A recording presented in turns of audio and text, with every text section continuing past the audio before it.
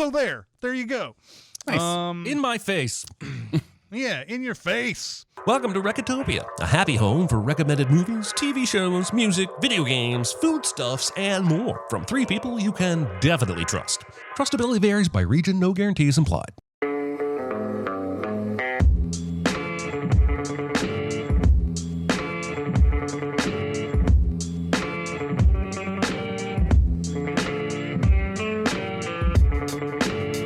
And now, here are your hosts, Chris Atkinson, Jeremy Scott, and Aaron Dicer. Let me give you a great angle for your story. We come in here every day at the crack of dawn because we care. We care about providing you with a proper quality education. We're good people. Thank you, the end, good night, and good luck. What else can I help you with? Oh, hello everybody. Wow, my camera there was not working. No, I wouldn't be surprised if I just check out of this podcast today. Things are just not going well on this end. Anyway, hello everybody. It is episode 169 of Recotopia. My name is Chris Atkinson, joined by Jeremy Scott. Hey, everybody. And also joined by Aaron Dicer. Idly ho, Skywalkerinos. We'd also like to welcome chat who have come out here to watch us talk about movies on a Tuesday. Today's big recommend is Bad Education. Everybody loves the Skywalker. Let's go on to our small recommends. It's no big deal. Itty bitty living space. It's so small and light. It's small, it's tiny, it's petite, it's wee. Jeremy, what you got?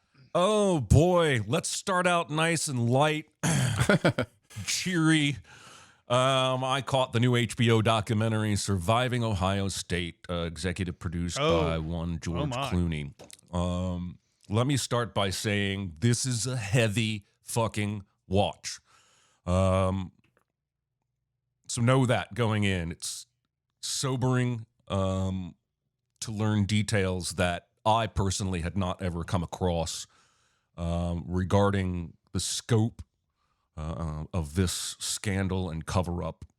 And ironically would make a really morbid good double feature for Bad Education in the way that so many people at Ohio State kept going out of their way to cover up the abuse for the sake of the school, for the sake of our reputation, for the sake of our students. Just some bullet points that were shockingly new to me. 177 known victims of this Dr. Strauss man. That's only the ones who came forward. They suspect it was likely thousands over 20 plus years. This is a man who was known by everyone in male athletics to shower with athletes and stay in the shower for more than an hour as athletes came and went. He once got out of the shower when the athletes were done, was halfway dressed, and another group of athletes came in to shower, and he went back in the shower and claimed he had missed a spot. This is a man who did a hernia test on virtually any male patient he saw, regardless of why they were there. There's a hockey player in this documentary who takes a puck off his foot and goes to see this man, and the first thing the man does is touch his crotch for a hernia test. In quotes, hernia test. The things he's doing during the hernia test are not a hernia test. Yeah. A man in the documentary says he told Representative Jim Jordan about it, and Jim Jordan said, "It's Strauss. You know what he does." The cover-up by the university is almost somehow just as awful as the abuse itself. They knew about it as early as 1979. And he wasn't suspended until the late 90s. But even when he was suspended, he continued to see university patients off campus. Anyway, I was floored. I was sobered. It made me very angry. And I can't help but think this is going on or has gone on at other places we've yet to learn about. It's on HBO. It's a fantastic documentary from a filmmaking standpoint. But again, heavy topic, not easy to watch, but I do recommend it. Yeah, I love these, like, oh, you know how that person is type of waving away of things, because then it puts the onus on the victims immediately. Like, it's like you knew this person was like this, Yeah. so why did you go towards them or whatever? Like, why can't we go after the person who's like this? Why can't we eradicate that problem?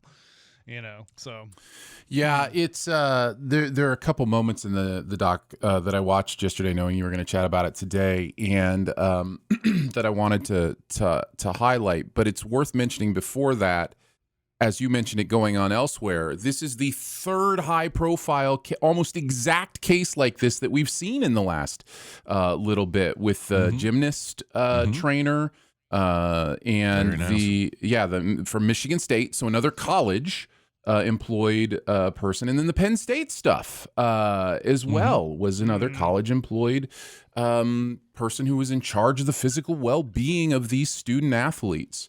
Two of the points that really stood out to me was a point that was made over and over again about how, because it were these big guy wrestlers, that nobody believed them, that it was like, well, why don't you just knock them out? Yeah, right. A bunch of these guys, I've seen these guys take people down. Like, they're going to let some guy do that to them, and just completely misunderstanding power dynamics of psychology, right? There are physical power dynamics and there are psychological power dynamics, and people sometimes don't understand how those apply to each other in that way. And the other thing was how it went into the cover-up, and just that to this day, these people are still trying to get justice against Ohio State. Lawsuits still going on. So it was kind of mind-blowing to me. I mean, I'm sure they talked to their lawyers and were like, can I do this documentary? Can I sit for an interview?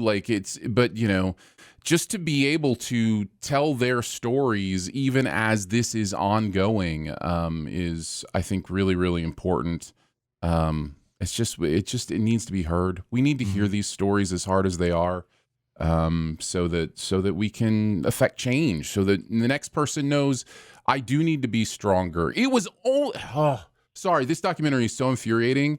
It was only until a non-athlete turned him in that things really started to change, because the non-athlete didn't have a job to lose, didn't have a scholarship to lose or anything like that. And it's just, there's just so much of that stuff in this doc. It's worth watching for sure. Aaron, what do you got?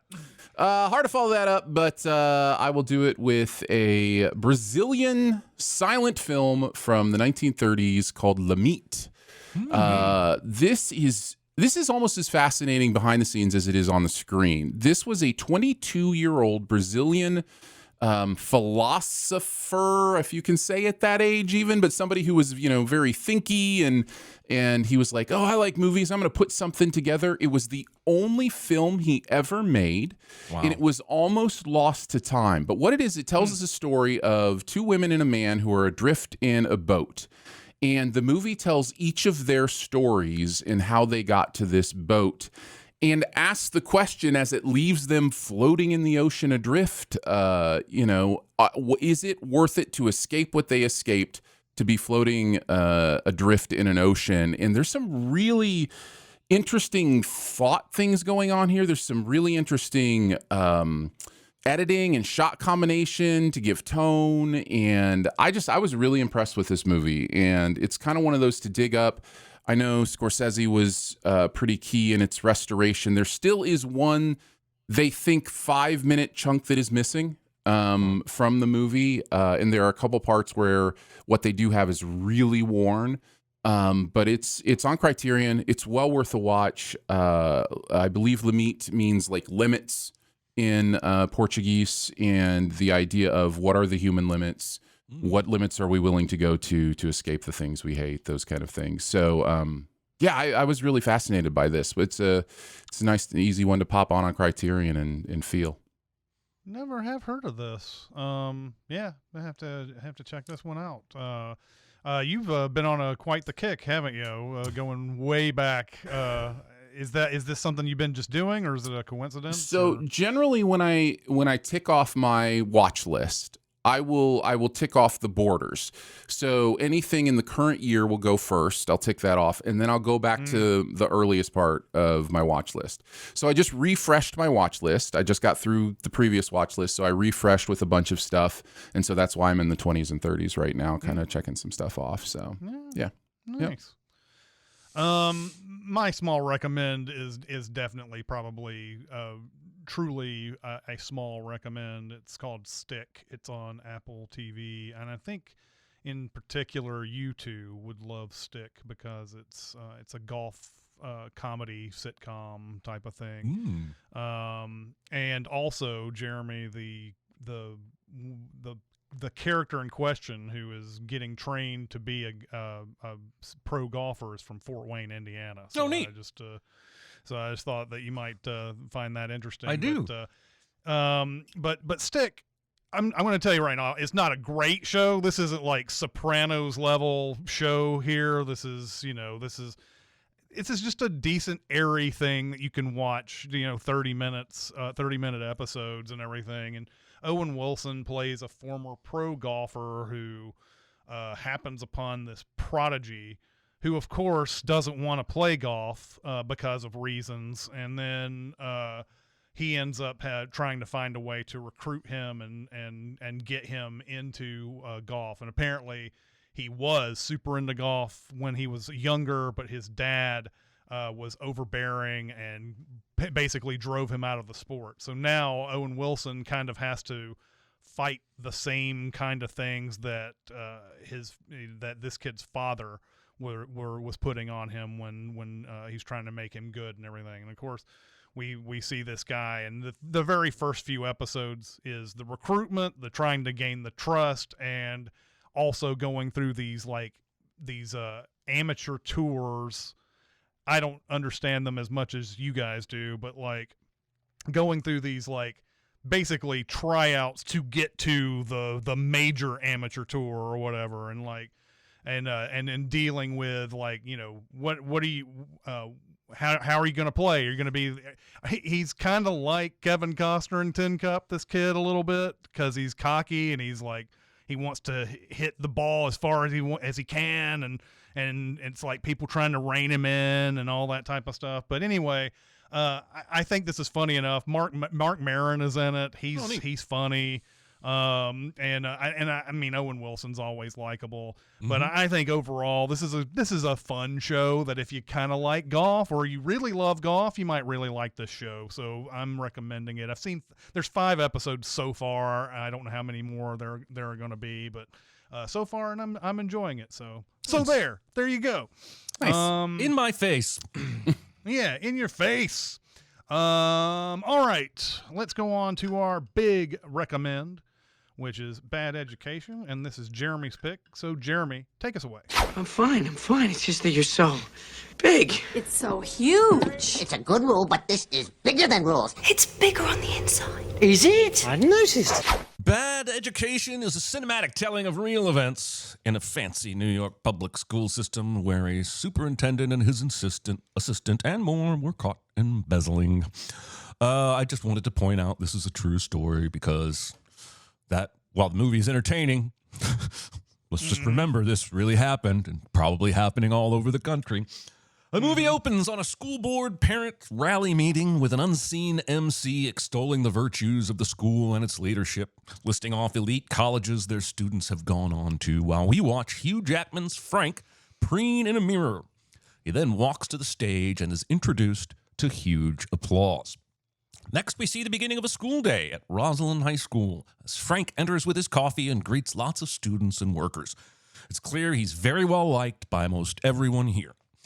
We meet Allison Janney's Pam, who apparently has a new office, a new title, and a new husband, and she is Frank's assistant. It's shown that she's very competent and anticipates her boss's questions and needs. And the movie is going to show you all the shine before slowly revealing what's underneath it. Before he can even enter his office, Frank is waylaid by a parent with a gripe. She's pissed because a teacher wouldn't let her son take a piss and ended up almost pissing himself. He diffuses the situation by listening and responding with genuine and charming conversation. So the movie is working very hard to show you he's very good at his job, and everyone likes him. And the people that don't like him, he wins them over pretty quickly. As we tour Frank's office later, we learn he apparently met Geraldo and is obsessed with lengthening its lifespan, if you judge by his magazine subscriptions. When a student, Rachel, knocks on Pam's door, Frank offers to help her. She just needs a pull quote for the student newspaper. He talks to her about the skywalk they're building to help the students get from one building to the other. Frankly, it's absurd that this is even something everyone's excited about building. Like, from the get-go, the skywalk sounds like the least necessary thing for a school ever. She thanks him and comments about this article just being a puff piece, when Frank then gives some of the most regrettable good advice he will give in his entire life by telling her it's only a puff piece if you let it be a puff piece, and a real journalist can turn a puff piece into a story. Next, we meet Ray Romano's school board president, Big Bob Spicer. He just can't believe how much people are paying for houses in the area just to send their kids to this school system. There's an interesting moment here, too, where the school board members, where Frank is momentarily distracted by a woman's expensive jewelry instead of what she is saying. On the bleachers later, Frank muses to Pam about how much Big Bob Spicer might make at his day job. He talks about maybe skipping book club tonight, but Pam reminds him the women at book club adore him, and they all tell 24 other people about him. They also talk about the next budget vote for the skywalk, and she disgustingly feeds him a bite of her pastrami sandwich. After book club, the host mother basically comes on to Frank, but he pulls away and plays with his wedding ring, saying her memory is still very fresh, when the opposite is true. Then he goes back to the office and finds Pam working late. So they do some drills where she tells him students' last names, and he tries to tell her everything he knows about that student. The next scene, we see that pay off when he's meeting the parents of all these students, impressing them with his intimate knowledge of their kids' classes and interests. And I'm not sure he's the greatest, but this guy is a pretty good showman. We next get Rachel asking Pam about contract bids and the Skywalk Bridge. Pam pushes back a bit, says the Skywalk is a great project, and then she gives some PR sound bites. Undeterred, Rachel asks if Pam has the bids handy, but they're in the basement. Undeterred, Rachel says she has next period free, so Pam reluctantly gives her the key. While Jenny, Pam's niece, makes copies for Rachel of the paper she found in the basement, Rachel fixates on a disgusting leaky ceiling tile and is told it's an old building, so we get leaks sometimes. This doesn't appear to make much sense to Rachel. Next thing you know, we're in Vegas, baby, where some people are having fun and gambling, but Frank is attending an educators conference. After a speaker finishes, Frank stares at the pastries and the carbs he is not allowing himself to eat these days. He goes to a bar for a drink and ends up recognizing the bartender as a former student named Kyle. Next, they go to dinner together and are catching up. Not long after that, they are in Frank's hotel suite, and after some light conversation, Kyle approaches and kisses Frank, and we are led to believe they do the sexy time. Rachel returns home with some pizza for dinner, and her dad asks about her day. He muses about the school looking for someone in development, and she says you're overqualified. And all we know at this point seems to be that he has lost his job. Later, in the dark, Pam is deleting items from a spreadsheet when she's startled by the janitor. We cut to her hosting a party at her awesome house on the water as her friends suggest her husband must be making bank. Jenny, Pam's niece, asks if there's any way Pam could help her get a PlayStation for her kid. She promises to pay it back. Pam says, just put it on the card. It'll be reconciled at the end of the month. I've been doing this a long time. Rachel's editor thinks her story is too complex and not the style of the paper, and he changes her headline to be a puff piece headline. Back at Pam's house, we see a man taking measurements before he goes to a hardware store and makes a large purchase. He then visits several other stores of the same chain, making large purchases, all with a Roslyn Public Schools credit card. An Ace employee suggests the volume of his purchases across several stores qualifies him for a preferred account that would include direct shipping. However, an Ace Hardware employee connected to Big Bob Spicer suspects something is amiss because the guy used a home address and not the school's address, so he brings his concerns to Bob. They do some simple, basic discussing and realize that the name on the card is someone related to Pam, and the next morning, they're waiting for her in the office. Frank is actually, at the time, sitting in a beanbag chair, surveying sixth graders about their experiences, but is interrupted by a concerned secretary. Then we cut to an emergency meeting where board members are discussing calling the cops or the mayor, while Frank stares silently into space. He says, "I should have caught this." Meanwhile, Jenny confesses to Pam she spent a lot more money with that card than just a PlayStation. And Pam says, "Don't worry, Frank will fix it." Jim, the school's auditor, it's Phil, I don't know why I wrote Jim. Phil, the school's auditor, is looking over the books and losing his shit. He reveals to Frank that Pam took $223,000 that they know of, but the real amount is certainly a lot higher. Frank goes back to the school board and tells them the sum total is $250,000. And initially, they're all angry and want to turn her in. But Frank makes a plea that they keep it quiet to preserve the school's image and its future funding and chances of their school's kids getting accepted by awesome colleges. He even ties in the future of the area property values. This is how cover-ups work. Mm-hmm. It works, and he sells them on the plan to keep it quiet, have Pam pay them back, and have her resign and sign an NDA. She's confused. Frank says, "You stole from the school, Pam." She still looks confused and shocked. After she leaves, she repeatedly calls Frank, but Frank doesn't answer. And if you've been paying attention, I bet you can guess why. Instead, he calls Kyle and tells him he just wanted to hear his voice. Pam drives home in her Corvette and screams at her son who used the card at all the hardware stores. She tells her family, "I stole, we all did," and then she actually puts some of the blame for her theft on her family members. The next day, while cleaning out her office, Pam is approached by Rachel, looking for the basement key again.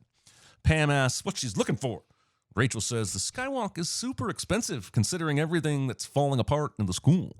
She also says there was also a pizza oven, and Pam snaps at her and says there's nothing to find. After reminding Pam the purchase orders are public record, Rachel is finally given the key.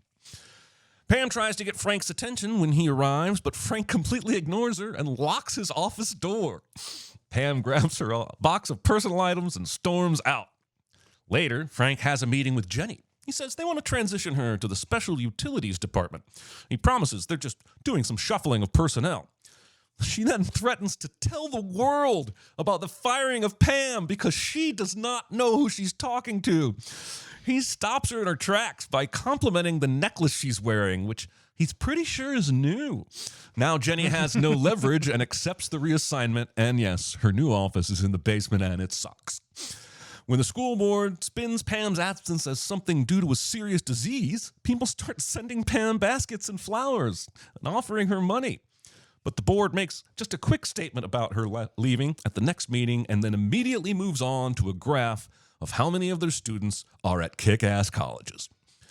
Rachel begins making the rounds, offering donuts to construction company employees as she tries to track down the truth about all the bids for the skywalk, while Frank has a cosmetic procedure done to his face. When Rachel's dad comes into her room and to tell her it's time for dinner and sees what she's working on, he realizes she's onto something and asks, "Have you called any of these companies?" Frank and his new surgery scar wake up next to Kyle, and he has to get going. But Kyle suggests Frank should maybe consider moving to Vegas. Rachel takes her father's advice, and he assists her, and they start calling the companies on these bids and invoices. One of the numbers rings at Pam's husband's workplace, and he hangs up once he realizes who the man was trying to actually call. So now we know both Pam and her husband were in on the racket, and this is why he didn't have any problem when she came home and said, "I got fired for stealing." Rachel decides to go to the physical address of a company that has billed the school over $800,000. Don't do this if you're a minor, because people who steal lots of money are often willing to do some pretty serious shit to keep it quiet. But Rachel knocks on the door and a man answers the door, and it's clearly just someone's apartment. Confused, she leaves, but on the way out, she sees Frank as the elevator doors open. And though she tries to hide from him down the hall, he sees her as well before she runs out. And exactly how many men is Frank keeping on the side right now? Frank struggles to focus on his book reading now that he has been caught. Rachel presents her findings to her editor, who initially balks because Frank is writing his college recommendation letter, and we start to see how Frank has made himself so important to so many aspects of this school to be in the position of power to be able to steal. Anyway, he finally then asks Rachel if she's sure she wants to do this. But she is, of course. She's a good journalist. We cut to her sitting outside, looking at her article, contemplating her article, and Frank walks up. We already know Frank to be a pretty damn good manipulator, and he knows his mere presence will startle her, and it does. He says he's not upset, but he wants to know why she was there. And she tells him it's for something she's writing. And he starts to give her the whole, you have so much potential, but you need to be careful thing. He basically says if she goes public, it could come back around and harm her. He then stands and moves to sit on the same bench as her, which is a total power move. He calls her article a mistake, and if she makes it, it will ruin the future of the school and its students. This is the same spin he gave the board about Pam. Rachel, to her credit, does not respond at all, and it's kind of insane. He walks away thinking that this has worked. I guess he's just used to it working. Phil, the accountant auditor guy, comes to Frank and tells him the Pam thing is way more than $250,000. He also tells Frank there was this huge charge for Frank's own flight on the Concorde to Europe for 2 seats that basically cost $20,000. He eventually asks, "Who's Kyle Contreras?" Frank laughs nervously and then goes on the offensive and says, "So that's how you want to play it?" He reminds Phil of Phil's own funky math in the past and how Phil should have caught Pam's theft, and he bullies Phil into promising to drop it. And then we have a nice scene with Rachel and her dad where we learn that he had been fired for not turning in his friends that were doing insider trading. And while he had not been doing insider trading himself, he takes responsibility for not speaking up and seems regretful. Frank, who still thinks he's in the clear, is again shown preening and doing his beauty routine. He then goes to the school and finds everyone staring at him because, dun dun dun, Rachel's article has dropped and everyone is reading it and looking at him with disdain. Frank tries to plead his case, telling Big Bob he did it for the school. And Bob says, no, you did it because you like to look pretty. Frank then tries arguing himself as an educator, not a greedy man, because I chose to teach and not go to Wall Street. Bob tells him they've scheduled a meeting, they're going to make it public, which, as an aside, is kind of weird to me. It's all over the school. It's obviously public already. But whatever. As a last gasp, he yells to Bob, I can still get your daughter into Harvard. But Bob merely says he wishes him peace and leaves. Somehow, instead of leaving, Frank ends up in front of an auditorium full of angry parents trying to get them to vote for the budget and forgive his misdeeds. I don't even understand how he was allowed back on campus. He seeks solace at his office, that is still somehow his, only to find the concerned parent from earlier and her son. The teacher that she was angry about had continued treating her son poorly after the last meeting. The kid tries to read a letter he wrote to Frank, but Frank gets upset when the kid can't pronounce the word accelerated. He gets out of control, and when the mother calls him on it, he goes off on her, still believing himself to be a noble educator. Pam enjoys a cigarette on the beach as the authorities arrive at her house. We then see them questioning her, and they strongly imply if she helps them go after more fraud, they could keep her family out of trouble. Frank then suddenly shows up at Kyle's house unannounced, but Kyle's overjoyed to see him because Kyle is naive and Frank is a liar. They go out for the night, and Kyle convinces Frank to dance with him. We see Pam driving and then handing over tons of files to the authorities. We then see Jenny get arrested and Phil getting arrested before we catch back up with Frank and Kyle arriving home from the club. Frank hears the sirens approaching before Kyle does and says there's $30,000 in the top drawer of the dresser. Kyle doesn't understand what's going on and keeps asking what's going on, and eventually Frank gets out of the car and is tackled and arrested. We see Frank's husband being questioned, who says, "We printed pamphlets and handbooks for the school and such," and he takes all the blame for being the sole employee of the fictional company and says Frank knew nothing about it. But he's devastated when told of and shown proof of Frank's relationship with Kyle. At court, we see Frank brought into a scowling gallery that includes Rachel, good for her, and he takes his seat as the defendant. No one is really spared from collateral damage, as even Big Bob has dog shit left on his doorstep. But we do see the workers at the school finally cleaning out the old moldy ceiling tiles. We see Rachel at a desk with an editor nameplate. And finally, we see Frank in his prison cell, where he still reads fine literature and does a full preening routine in front of a mirror. In the final scene, Frank is in a common area and hears voice giving a speech. And it's basically the voice from the beginning that was introducing him at the rally. And he moves towards it, but he's just hallucinating, being back at the school, about to be announced to a throng of supporters. As he comes on stage, they chant, "Number one," and give a standing ovation as Frank's smile turns rotten. And that is Bad Education. What did you guys think of Bad Education? I love this movie. This was kind of I know it's 2019, right? I feel like I watched this during 2020 when there was like very little in the way of going out and everything at the time, and it was one of those surprise good movies that came out during that period of time. You can look at this movie several different ways because it's got several different aspects to it, and the first thing that I love about this is that it plays on your like of Hugh Jackman so much that you are willing to believe that he's not doing anything all the way through this. Like they even get to a point where you're like, oh, it's Allison Janney who was the real crook the whole time. Yeah. And you just kind of like, yeah. So, but then there's like all this movie left over. Why is there this movie left over after this?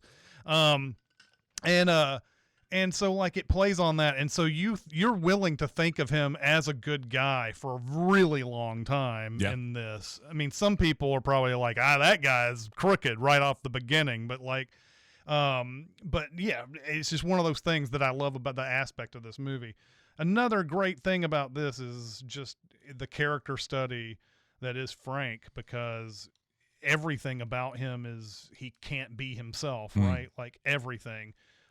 He can't just age gracefully or he has to have this facade at all times. So he gets all these facelifts. He can't eat carbs. He's trying to. He's the face of this region to try to get them money over and over again. And he obviously can't be gay in public either. That's another thing. Even in New York, you can't do that. And so like everything about him is kind of a lie, and like you can tell somewhere in there is an amazing educator, but it's someone who lost patience a long time ago with everybody else going out and getting the money and the glory. And so for some people, that's part of the deal. In fact, for most of these people, it's part of the deal. They know they're not going to get money. They know they're not going to get glory. But for some people, it's just not enough. And for him, that's what happens. That's when he starts sliding. Whenever that started, probably in the 90s or whatever, it probably started for him where, if I like skim off the top a little bit, nobody's going to notice. Oh, I can skim even more. Okay, nobody's going to. Now everybody in the town is benefiting from what I'm doing. How would they ever say no to this just because I'm taking a little bit of money? Look at where their kids are going. Look at how high their homes are going for when they're selling it. That is exactly, you mentioned in there, it's exactly how a cover-up happens, is when you involve so many people who would otherwise call you out on your bullshit, but then realize how much they have to lose in the end.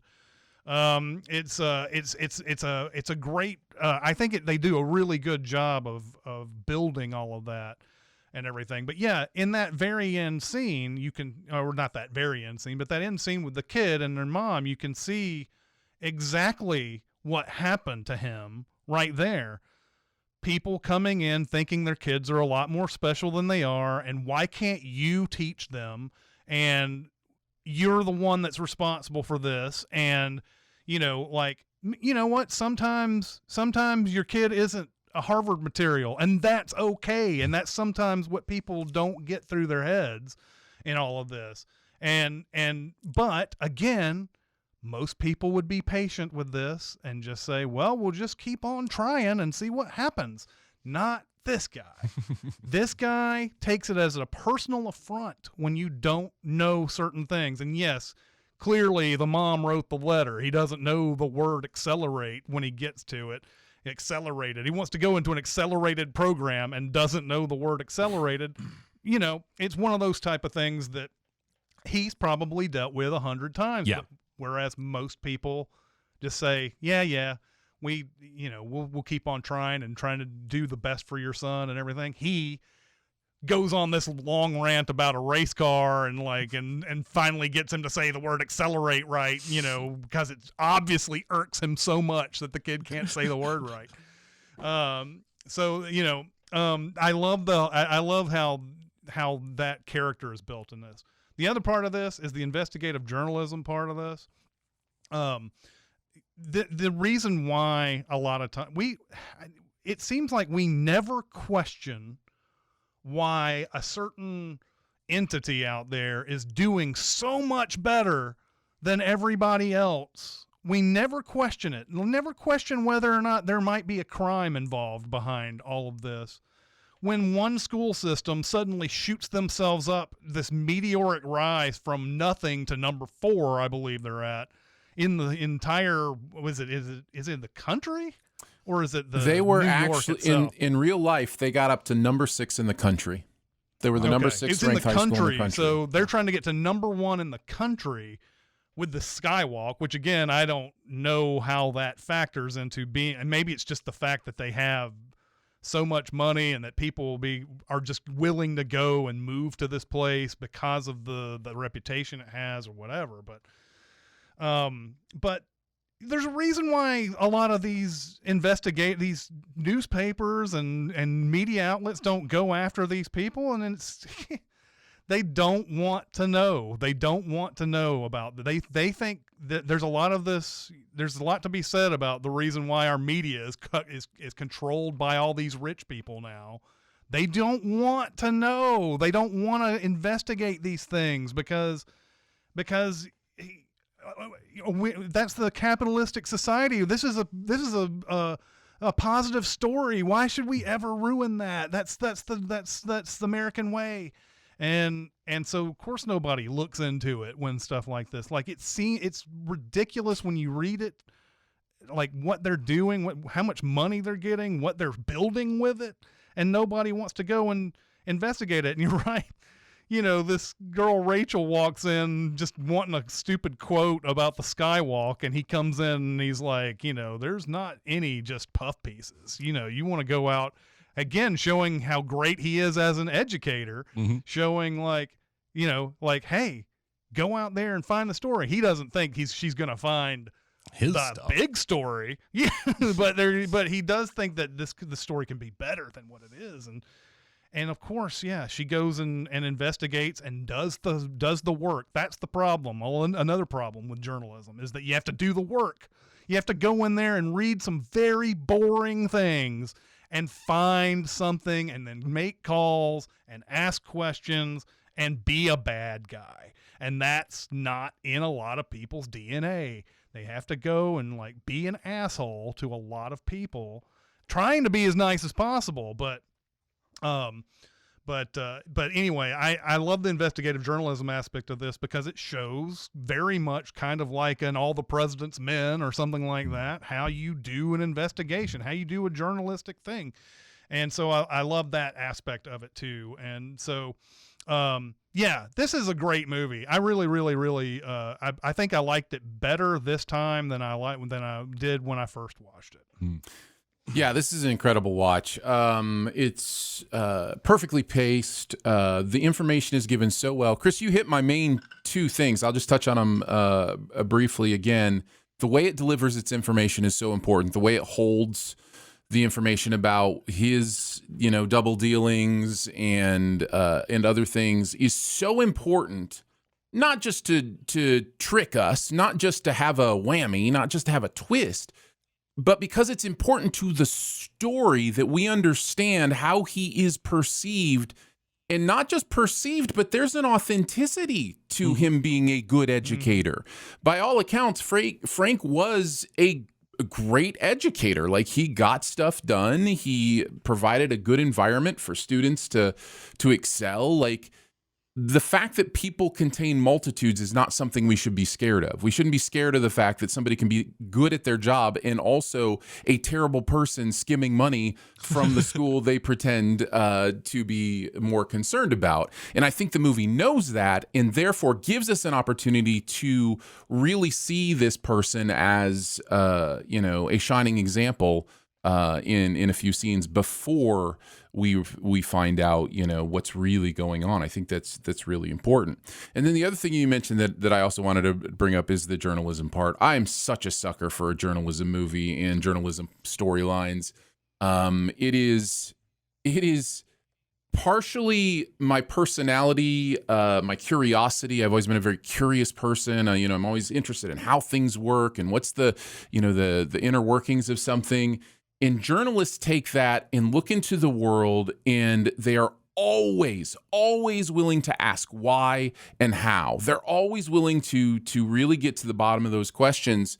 And the fact that he gives her that speech of what it means to be a journalist, and he's so right, and it comes back to him is in my opinion, the best part of the movie and the story.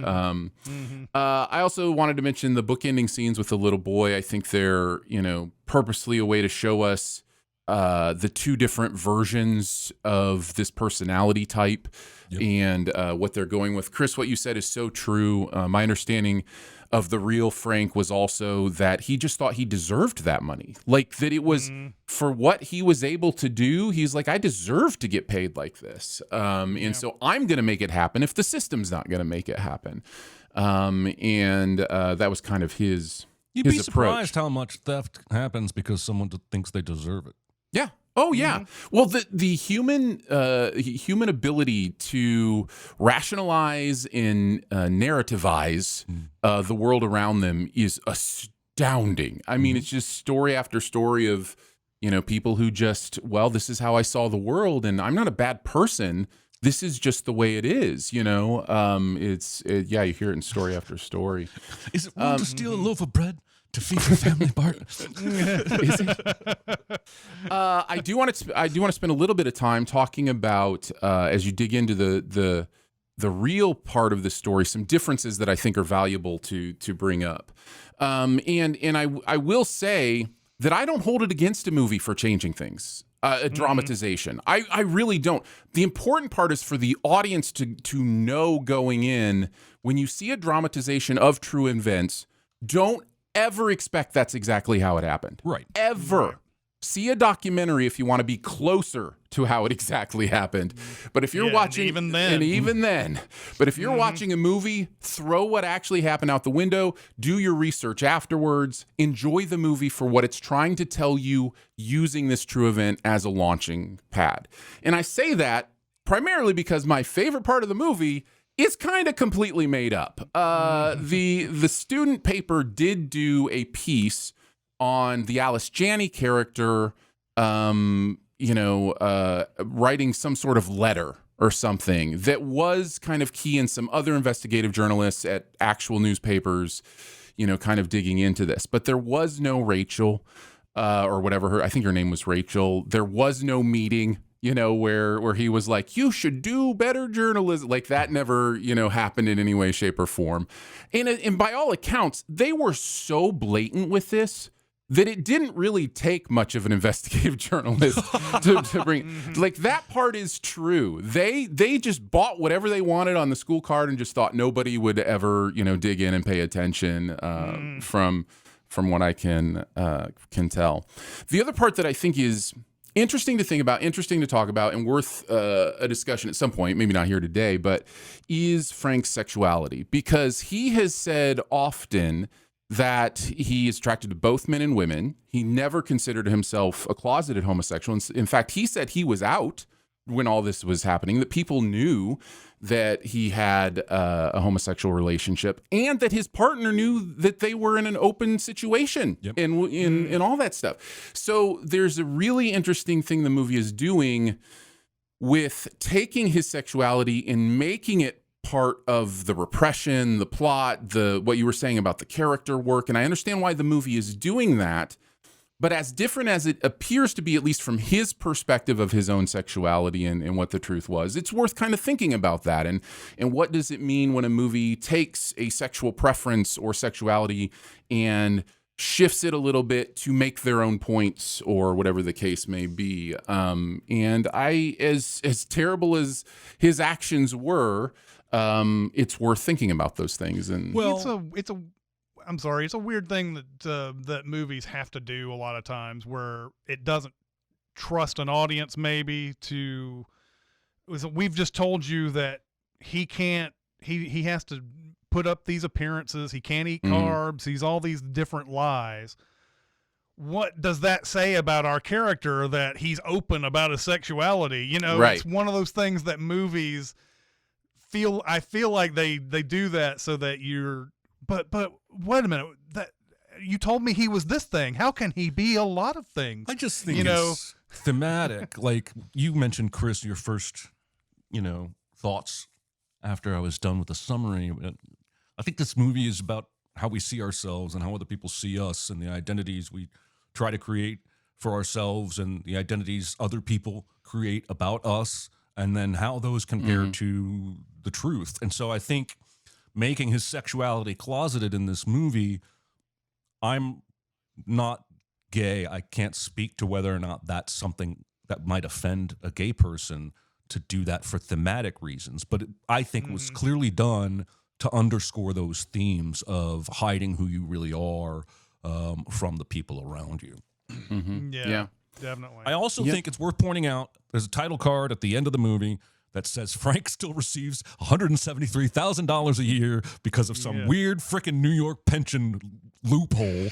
And then IMDb says Pam, who died unfortunately, Pam also received $54,000 a year, and she gave half of every payment back to the school to try and repay what she stole. Yeah, both those things appear to be true. And yeah, that was actually I had written down for my last thing was that's just wild that it's hard for me to understand if you're in a situation where your pension is going to be almost $200,000 a year. Like, what are you stealing for? Like, what do you need? Like, there's a level of discomfort with our value as assigned by the dollar signs that I think a lot of us have to just get over. Like it's so hard. It's that scene in Chinatown, right, man? Like, it's like, Sure. what can't you afford? And it's like, it's not about what you're able to afford. It's about the future, Mr. Getz. It's the future. But yeah, sometimes it's not even about the future. It's just about, I really, truly believe it's all about deserve. I deserve this, and it doesn't really matter what I can use the money for. It's more about like, that's in my bank account. Look at that. That's amazing. So, a couple other things. I'm surprised. I haven't seen some other things that Ray Romano has done since Everybody Loves Raymond and all that. But he's become a terrific dramatic actor. Yep. Like I saw him in that. I think he was in The Big Sick. He was really good in that. And then he's been in a couple other things that have been really acclaimed. And he's great in this too. He's really, really. Really sort of acts that he wants to have success, but he doesn't want to have success to the point that someone's cheating for him. Like he's clearly got a line. It takes a long time to get to that line, but he clearly has a line, and I love that about it. I'm gonna mispronounce her name probably, but Geraldine Viswanathan, I think is how I heard it. Plays Rachel, is another terrific actor as well. Yep. And she was last. I think she was in Thunderbolts, and she's been in quite a few things since then. But I really like her a lot too in this. So, and just in addition to the fact that you've got these heavy hitters like Hugh Jackman and Allison Janney in there. She holds her own in that scene with him out at the benches where he's trying to intimidate her, and she doesn't even get much dialogue to do in that scene. She's got to do it with her face, and she's holds her own acting wise. She's great. Yeah, absolutely love them. This is a great pairing. I would have never thought of this pairing ever. And they're just terrific together, of course, because they're just awesome professional actors. So, all right, let's go on to our super secret double feature. Be very, very quiet. Secret? What secret? Our dirty little secret. I tell you something I've never told anyone. I will go ahead and start since it has been said in the comments. Oh no! Yeah, mine is The Informant. It has that same kind of tack, right? It makes us think that our main character is good throughout, and then about halfway you're realizing, okay, well maybe he's not as good as we think, and then by the end of it you're like, oh, he's probably the main villain of this story. I didn't realize. They talk about the number he's stolen, it goes up. Every scene they mention how much he's stolen, it's increased. Yes, exactly. And so I wanted to think of something different because I felt like it was obvious, but that kept hitting me right in the jaw every time I wanted to go something else, because it just has that same kind of feel to it. And it's the same sort of deal. More money getting stolen, and just, oh, we think he's the good guy all the way through this. And then we realize, oh, he's just been feeding us a line of shit, just like he's been feeding everybody else a line of shit. So anyway, there you go. Good call. My double feature is one of those double features that at the end of the day you pick because you just want people to watch the movie, and nobody has watched the movie. But also there are some similar themes. It's kind of the other side of it. I went with The Teacher's Lounge. Now, I don't know if either of you got around to seeing this. This came out the end of 2023. I believe it's either a German film or a French film. I think it's a German film. But it is about a teacher who is trying to do the right thing, and it's kind of The Road to Hell is Paved with Good Intentions, the movie. And it's a really interesting look at how do you navigate parents who think their kids are everything, and how do you actually be a good teacher in a situation like what happens in this movie that I won't spoil. Gal was in September 5. She played the translator in September 5. So it was probably that's right. German. I think it was a German film. It is a German film. But yes, not very many people watch this movie. Watch this. It's on Netflix. It's on Netflix right now. Fire it up. Teacher's Lounge is well worth a watch. See you later, guys. All right, thanks. I'll take it. Maybe I'll reinstate my Netflix subscription for this. I don't know. There you go. No, that sounds like a really good movie. I will need to see that at some point. All right, let's go on to what our homework is next week, and it's Aaron's turn. Aaron, what do you got for us? Well, I promised that I would continue the Hugh Jackman of it all, so I'm going to go with one of his films, one of the best-known Hugh Jackman films, Me, Earl, and the Dying Girl. Is he in that movie? Oh, yes. Pay attention. He is. Is it a cameo? So, Me, Earl, and the Dying Girl. If you want to, we're going to check that out. Go deeper. I love this movie. I absolutely adore the way this movie handles the subject matter that it's handling. Plus, it has a great cast: Nick Offerman, Connie Britton, John Bernthal, Molly Shannon are all in this, and as mentioned, Hugh Jackman. And I love Olivia Cook.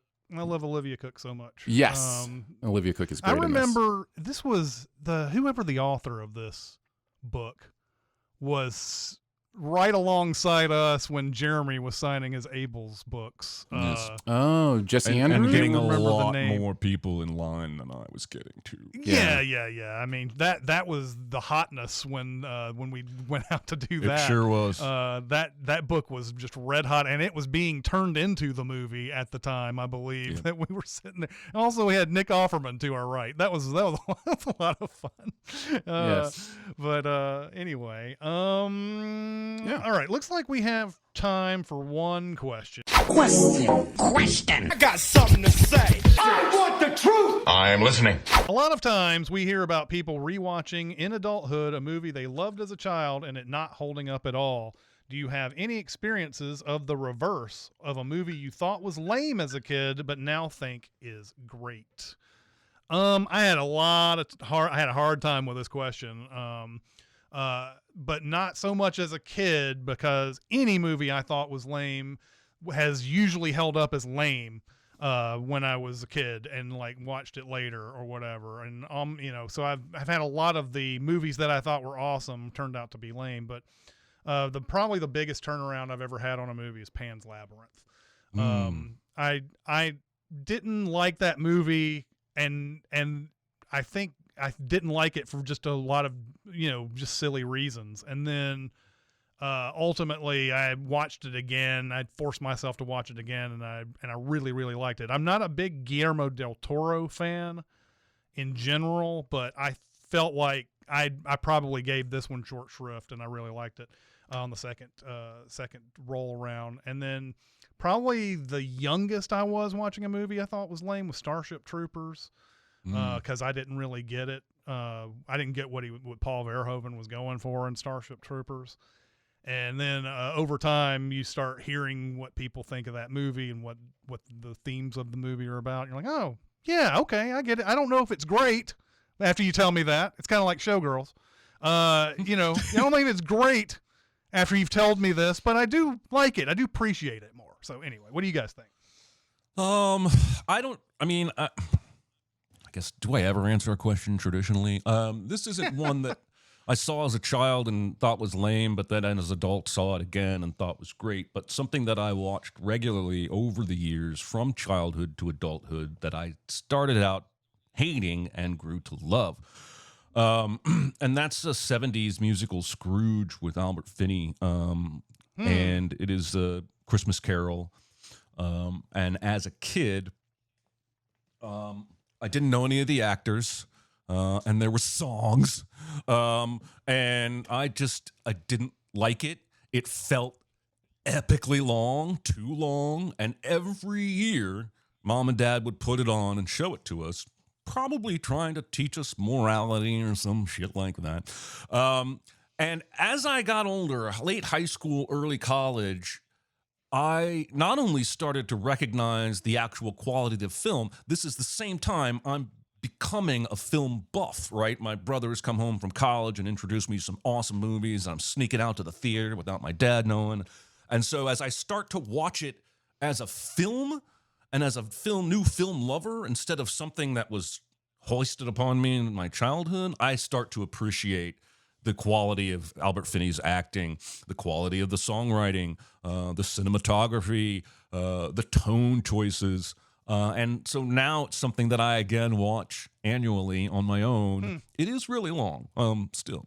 But I have come to thoroughly love it. It's one of my favorite movies. Yeah, this was hard for me, too. A lot of times you'd think this would be like, older movies, but I fell in love with older movies. Or like you said, Jeremy, like musical. I loved musicals as a kid or whatever.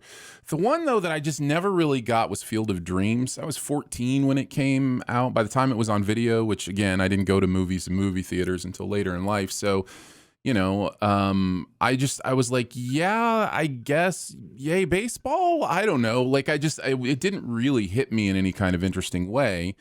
And then I remember seeing it later in life and go, oh, this is about fathers and sons. And like, I just wasn't, I wasn't like, I was expecting, Hoosiers, but on the baseball field or, something. I was expecting a sports movie, and it's not a sports movie. even though, it's about a baseball field. So yeah, that one kind of came back to me. I was like, oh, I see the craft here. I see what's going on. This is, really well done. So that's the one that I came up with. You should have known when he said, "Is this heaven?" And he's like, "No, this is Iowa. Nothing is as it seems." That's right. What you should have taken from that. I should have had the message. Quick rundown of the chat. Nolan says, I thought Titanic was lame as a kid. That's okay. You can think it's lame as an adult, too. Lollipop Shoes. I love Pan's Labyrinth. I think it was mismarketed and people didn't know what to expect. I think that's true. Nolan says, I thought Rango was bad also, and I haven't gotten around to watching it again, but everyone says it's great. I don't like Rango either. R1MA78 says, I thought Arsenic and Old Lace was lame. How dare you? My dad loved it, but I never watched more than 5 minutes in the 80s. I think that means you like it now, maybe? Tatsu says, Mulan 2. I hated it at first, but now it's my third favorite Disney of all time, although I wasn't a kid. Wow. Mulan 2. Castro says, I want to say Fantastic Mr. Fox, but I haven't actually rewatched it yet. Please rewatch that movie, Castro. Fantastic Mr. Fox is great. Josh Zero says, I'm going to go with The Wizard of Oz. When I was a kid, this was eye-rolling bullshit. Then my wife made me watch it again in the late 2000s, and then I got it. And then, let's see, also he says, Enemy Mine with Dennis Quaid. Thought it was just a knockoff of Star Trek or Wars, but yeah, it's okay, not blowing my balls off or anything, but not bad. And then Lollipop says, Rosemary's Baby. Teen me did not understand it and thought it was slow. All right, that's going to do it for this week. Thank you so much, chat, for coming out. We appreciate you so much. Next week is Me and Earl and the Dying Girl. Can't wait to watch that. I have never seen it. But yeah, that's going to do it for this week. We'll see you next time. See you. Bye, guys. Bye.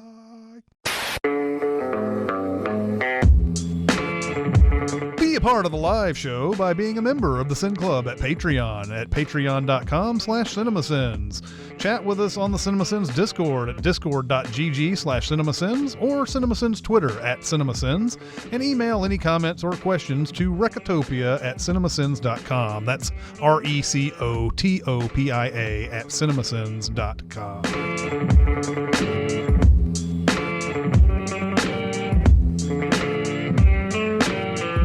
I was posting today's video for Cinemasins, and it's Dogman. I'm excited to see how that does.